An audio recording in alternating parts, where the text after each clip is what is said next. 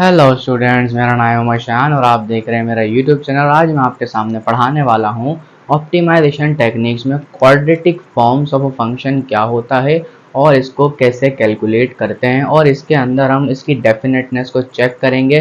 किस किस तरीके कार से आपकी जो डेफिनेटनेस है वो चेक की जाती है किसकी, क्वाड्रेटिक फॉर्म्स की। बहुत ही इंपॉर्टेंट टॉपिक है, अक्सर एग्जामिनेशन में पूछा जाता है। मेरे साथ कॉपी पेन लेकर बैठना, फटाफट समझ में आएगा। बहुत ही आसान टॉपिक है, आइए समझते हैं। अब आपके पास कह रहा है कि आपका जो फंक्शन है ना वो quadratic form as a generalize form में कुछ इस तरीके के पॉलिनोमियल्स में लिखा जाता है। a11 a12, अच्छा जहाँ पे a11 मतलब आएगा वहाँ पर स्क्वायर आ जाएगा। x1 का स्क्वायर यहाँ पे मैं लिख देता हूँ 1 का स्क्वायर, x2 का स्क्वायर और nn का स्क्वायर आ सकता है। और अगर x1 x2 आएगा तो a12 a13 a1n, इस तरीके से आपकी जो है वो क्वाड्रेटिक फॉर्म लिखी जाती है। तो this is called the quadratic form of a function. अब क्वाड्रेटिक फॉर्म का फंक्शन आपने लिख तो दी, लेकिन इसको लिखने का एक और तरीका है, मैं आपको यहाँ बताता चलूँ। मैंने कहा देखो अ क्वाड्रेटिक फॉर्म, मैंने कहा a quadratic form can also B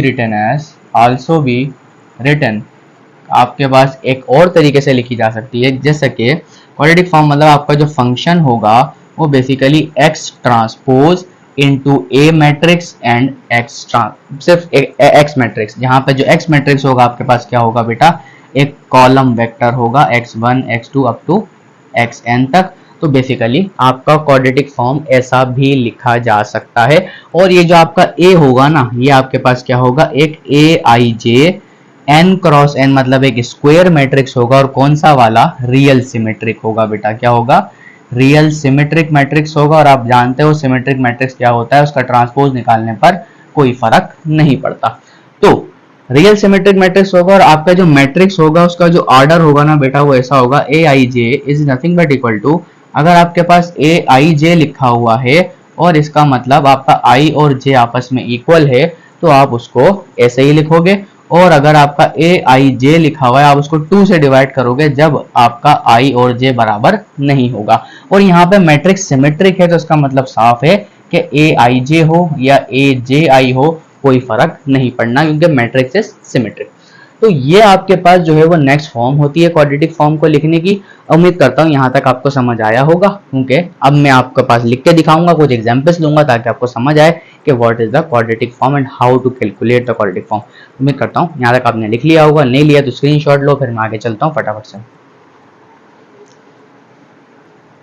तो स्टूडेंट्स आपके पास जो है ये 3 एग्जांपल्स मैंने यहाँ पर ली हैं। अब इसको मैं क्वाड्रेटिक फॉर्म में आपको लिखकर दिखाऊंगा कि कैसे क्वाड्रेटिक फॉर्म लिखी जाती है। तो फटाफट से पहली एग्जांपल को देखते हैं, आहिस्ता आहिस्ता तीनों एग्जांपल्स करेंगे, देखते हैं क्या होता है। सबसे पहले मैं आपको दोबारा बताता चलूँ कि आपका जो एफ एक्स है वो नथिंग बट कैसे लिखा जाएगा, एक्स ट्रांसपोज इंटू ए इंटू एक्स, जिसमें आपका जो एक्स होता है वो क्या होता है, एक कॉलम वेक्टर होता है इस तरीके का, x1 से लेकर xn तक का। ये बात आपको मैंने अभी थोड़ी देर पहले बताई। और आपका जो ए मैट्रिक्स होगा बेसिकली क्या होगा, अगर ए आई जे है और आपका आई बराबर जे है तो आप ऐसे ही लिखोगे, और अगर आई आपके पास बराबर नहीं है जे के तो आप उस एलिमेंट को 2 से डिवाइड कर दोगे। और ए जे आई और ए आई जे पे कोई फर्क नहीं पड़ता, क्योंकि matrix is a real symmetric matrix. ठीक है, तो फटाफट से मैं अपने पहले वाले फंक्शन को यहाँ लिख के दिखाता हूँ। मैंने कहा F X is equals to x1 का स्क्वायर माइनस 2x2 का square plus x1 into x2 minus 2x2 x3 and positive 5x1 and x3। तो उम्मीद करता हूँ ये मैट्रिक्स आपको एक क्वाड्रेटिक फॉर्म नजर आ रही है। इसको मैं मैट्रिक्स फॉर्म में लिखने की कोशिश करता हूँ। मैंने कहा सॉल्व करेंगे।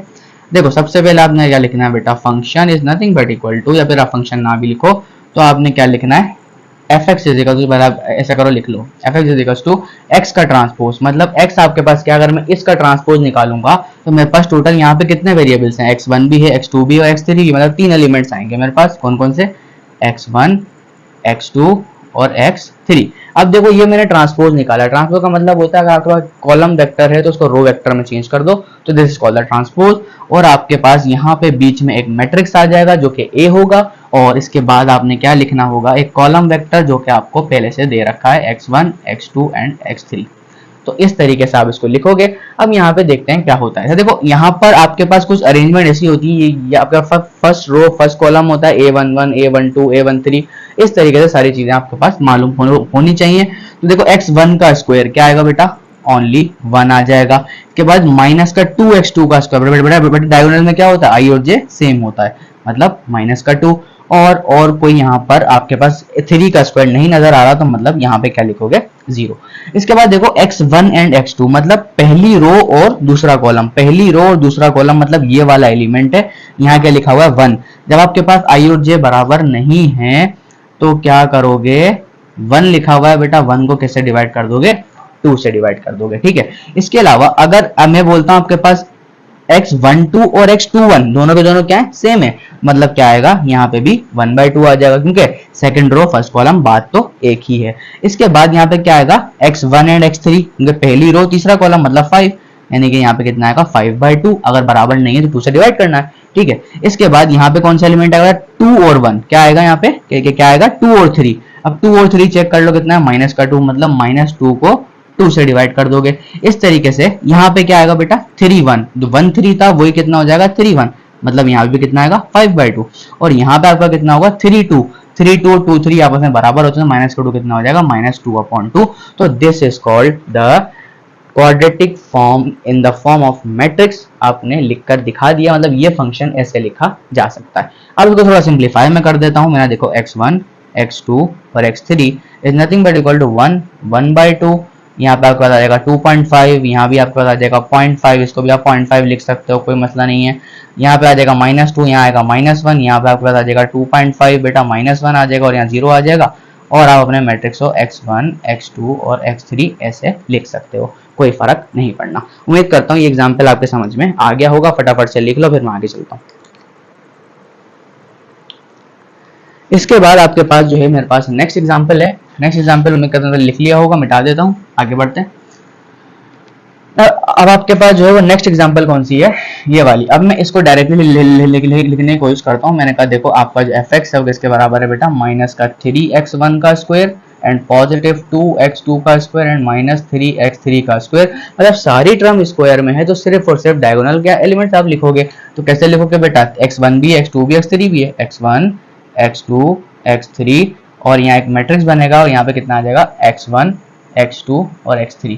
अब देखो सारे के सारे क्या हैं, स्क्वायर वाले टर्म्स, मतलब डायगोनल में आ जाएंगे कितने, -3 2 और -3, बकाया जो भी एलिमेंट्स है कितने होंगे बेटा 0 होंगे। तो मतलब आराम से आपने लिख लिया। इसी तरीके से आपको थर्ड फॉर्म लिख के दिखा दूं। थर्ड फॉर्म थोड़ी सी क्रिटिकल है क्योंकि इस पे स्क्वायर नहीं सिंपल टर्म्स है। अब सिंपल टर्म्स को आप कैसे लिखोगे, यहाँ पे गौर से देखना बेटा, f(x) is nothing but equal to x1, क्योंकि इस वाले फंक्शन के अंदर देखो सिर्फ x1 का स्क्वायर है और इसमें दो ही वेरिएबल्स हैं, x1 और x2। x1 के बाद यहाँ पे कितना आएगा x2, और यहाँ पे आपने क्वाड्रेटिक फॉर्म का मैट्रिक्स बनाना होगा, ठीक है। इसके बाद आपके पास एक कॉलम वेक्टर आ जाएगा x1 और x2। लेकिन अब यहाँ पे सिर्फ x1 का स्क्वायर है, मतलब 1 वाला डायगोनल आएगा, 2 वाली चीज है नहीं, 1 2 भी नहीं है, 2 1 भी नहीं है, सारे के सारे 0। अब बकाया ये जो टर्म बचती है इनको कैसे लिखा जाए, अब जरा गौर से देखना, एक प्लस की साइन लगाएंगे। प्लस की साइन लगाने के बाद देखो 1 और -2 आपके पास, मैं ऐसा लिख सकता हूँ, देखो 1 एंड -2, और अगर मैं इसको एक कॉलम वेक्टर x1 x2 से मल्टीप्लाई कर दूं तो इसको मल्टीप्लाई करने के बाद आपका रिजल्ट यही आएगा। तो अगर आपके पास कोई ऐसी टर्म हो तो आपने क्या करना है, उसको ऐसे लिखना है, और जो कांस्टेंट टर्म होगी आपके पास आपने उसको एडिशन में ऐसे ही लिख देना है जैसे कि था। तो this is also known as the quadratic form of the that type of the function. उम्मीद करता हूँ क्वाड्रेटिक फॉर्म समझ में आ गई होगी। तो यहाँ तक लिखो, फिर मैं आपको इसकी डेफिनेटनेस के बारे में बताता हूँ कि डेफिनेटनेस कैसे चेक की जाती है।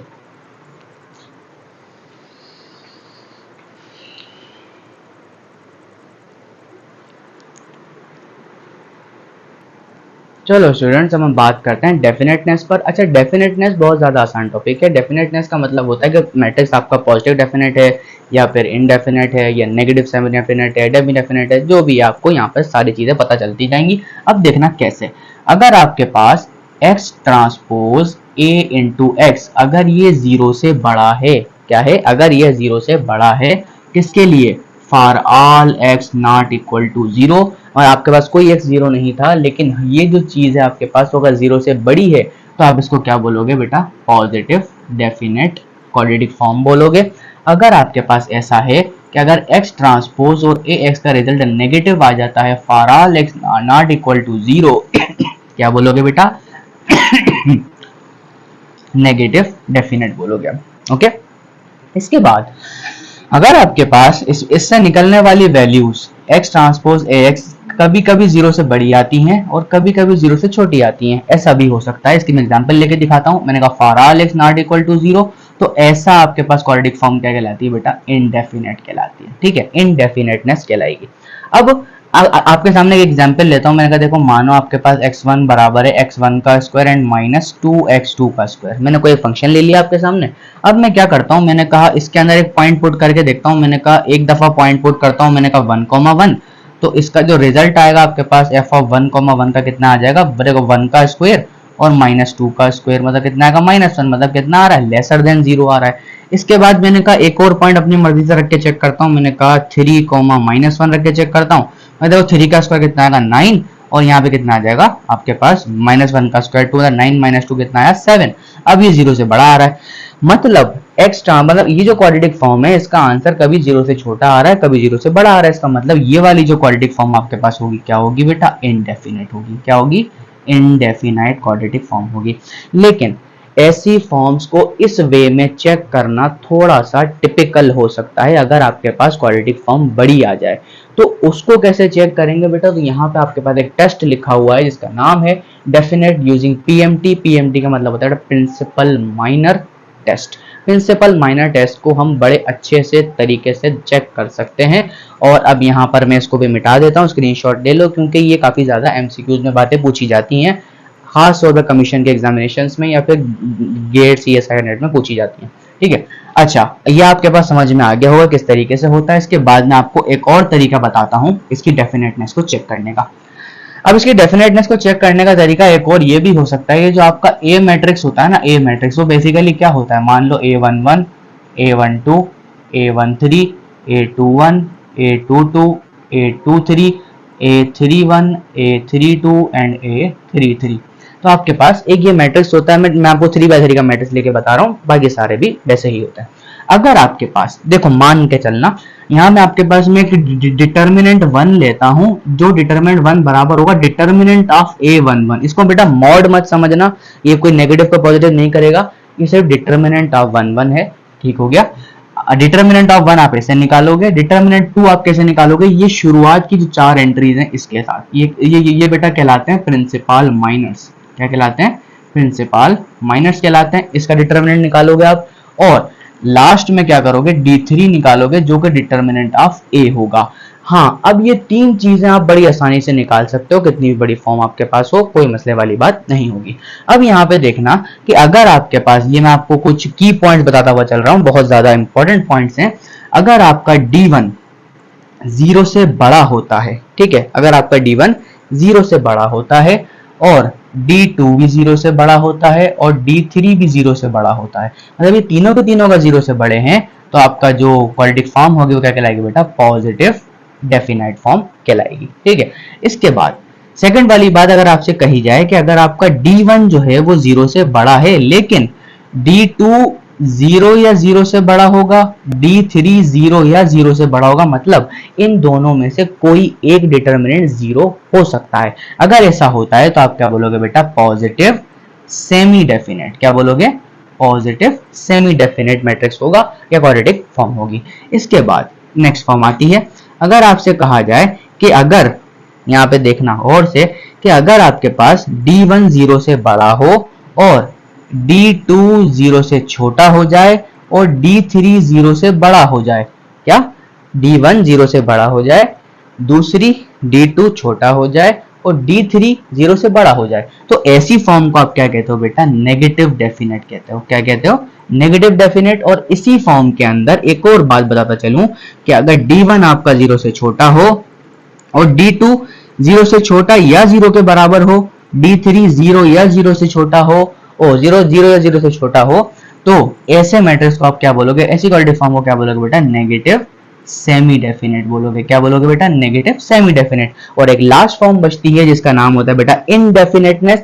इनडेफिनेटनेस में क्या होगा बेटा, आपका जो पहला वाला होगा ना वही लेसर देन 0 होगा, इसके बाद भले वो ग्रेटर देन, अच्छा अब दूसरा वाला अगर D2 आपके पास जो है वो 0 से बड़ा हो और D3 आपके पास 0 से छोटा हो, तो ऐसी फॉर्म को आप क्या कहते हो बेटा, इनडेफिनेटनेस कहते हो। क्या कहते हो बेटा, इनडेफिनाइटनेस कहते हो। और उम्मीद करता हूँ ये सारी फॉर्म आपको समझ में बआसानी आ जाएंगी। अब आपके सामने मैं एक एग्जांपल लेता हूँ, उसको चेक करके बताएंगे कि वो इन सारे पार्ट्स में से कौन सा ऐसा पार्ट होगा जो कि आपके काम आएगा। ठीक है, को लिख लो, आगे चलो।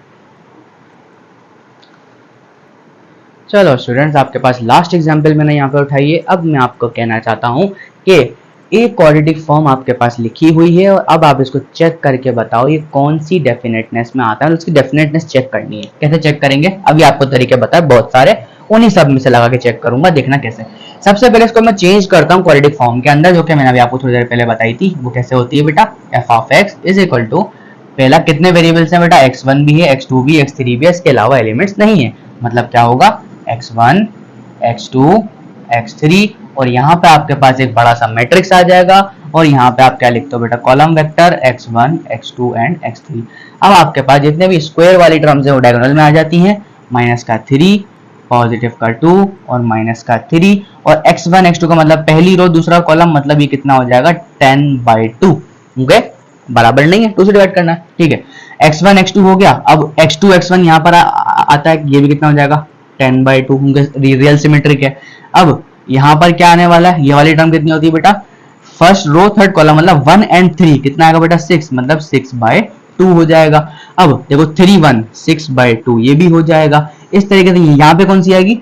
सेकंड और थर्ड कॉलम मतलब 2 3 कितना आएगा बेटा? 4, मतलब 4 को भी 2 से डिवाइड कर दोगे और यहाँ पे भी कितना आ जाएगा? 4 को भी 2 से डिवाइड कर दो, क्योंकि 3 और 2 सेम होता है। तो मैंने आपको मैट्रिक्स थोड़ा से बना के दिखा दिया। इसको सिंप्लीफाई कर देता हूँ। मैंने कहा देखो x1, अच्छा इसको सिंप्लीफाई करने के बाद मुझे सिर्फ मैट्रिक्स की डेफिनेटनेस चेक करनी है, तो मैं डेफिनेटनेस में सिर्फ मैट्रिक्स उठाता हूँ। मैंने क्वाड्रेटिक फॉर्म तो बना ली।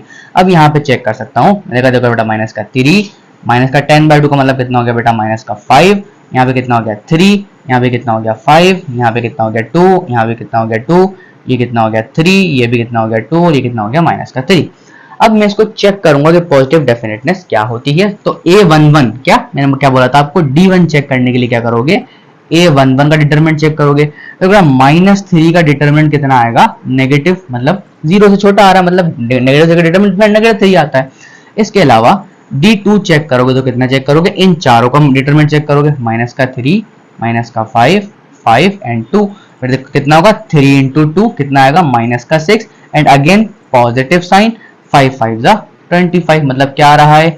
ग्रेटर देन 0 आ रहा है। तो अभी आपको मैंने बताया, अगर आपके पास D1 जो है वो लेसर देन 0 हो, D2 जो है वो ग्रेटर देन 0 हो जाए, ऑब्वियसली सी बात है जब आप D3 निकालोगे तो वो भी लेसर देन 0 आएगा। आप निकाल के चेक कर सकते हो। और ये फॉर्म आपके पास अभी मैंने थोड़ी देर पहले बताई थी किस चीज की होती है। इसका मतलब ये क्या होगा? इनडेफिनेट होगा। क्योंकि पहली अगर आपके पास नेगेटिव आ जाए और दूसरी कुछ भी आती रहे तो आपके पास जो मैट्रिक्स होता है वो इनडेफिनेट मैट्रिक्स होता है। तो ये क्वाड्रेटिक फॉर्म जो है वो क्या होगी? इनडेफिनेट होगी। तो उम्मीद करता हूँ समझ में आ गया होगा। आप ऐसे हर मैट्रिक्स की क्वाड्रेटिक फॉर्म को चेक कर सकते हो, कोई मसले वाली बात नहीं होती। तब तक के लिए अल्लाह हाफिज, मिलते हैं आपके साथ नेक्स्ट लेक्चर में। Bye bye. और आपको मेरी वीडियो पसंद आई तो लाइक करो, सब्सक्राइब करो, शेयर करो, आपके फ्रेंड्स तक पहुंचाओ ताकि उनको भी बहुत ज़्यादा हेल्प मिले। और अगर आपको मेरे लेक्चर्स और भी देखना है तो आई टैब में डिस्क्रिप्शन में जाके देख सकते हो, आपको सारी चीज़ें वहाँ पर मिल जाएंगी। मैंने काफ़ी सारे टॉपिक्स पर वीडियो अपलोड कर रखे हैं। For example Laplace transformation, Fourier transformation, partial differential equation, numerical analysis, functional analysis, ring theory, field theory, काफ़ी सारी चीज़ें मैंने अपलोड कर रखी हैं, आप जाकर देख सकते हैं। तो अगले हाफिज़, बाय।